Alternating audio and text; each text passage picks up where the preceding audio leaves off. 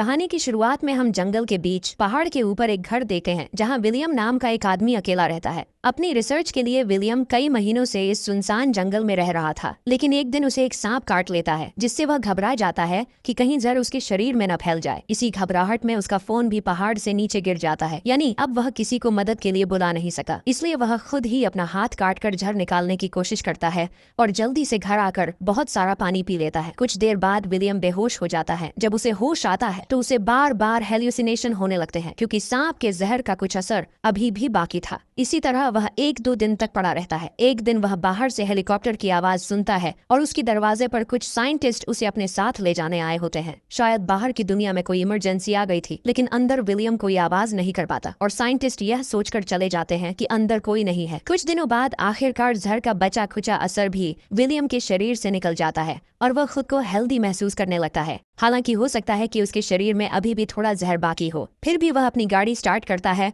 और वापस शहर की तरफ निकल पड़ता है। लेकिन जब वह शहर पहुंचता है तो पूरी तरह हैरान रह जाता है। वह देखता है कि शहर पूरी तरह बदल चुका है। किसी भी सड़क पर एक भी इंसान जिंदा नहीं है। पूरी दुनिया का सामान बिखरा पड़ा था। देखकर लगता है कि यहाँ कोई बहुत बड़ा हादसा हुआ था। लेकिन डरावनी बात यह थी कि सड़कों पर हजारों गाड़ियां बंद पड़ी थी और उन गाड़ियों के अंदर मौजूद सारे लोग मरे हुए थे। तभी उसकी नजर रोड साइन पर पड़ती है। असल में कुछ दिन पहले पूरी दुनिया में एक बहुत भयानक वायरस फैल गया था, जो बहुत तेजी से फैलने की वजह से धरती पर मौजूद लगभग सभी इंसानों को इन्फेक्टेड कर मार चुका था। इसलिए अब न कोई सरकार थी, न कोई कानून या नियम कायदे। खैर, विलियम अपने घर पहुंचता है और देखता है कि उसके पेरेंट्स भी कुछ दिन पहले ही मर चुके हैं। विलियम कुछ देर हकीकत को स्वीकार करता है, फिर अपने घर के पास ही अपने माँ बाप के लिए कब्र खोदता है। कुछ दिन बीत जाते हैं और विलियम समझ जाता है कि इस शहर में उसके अलावा कोई और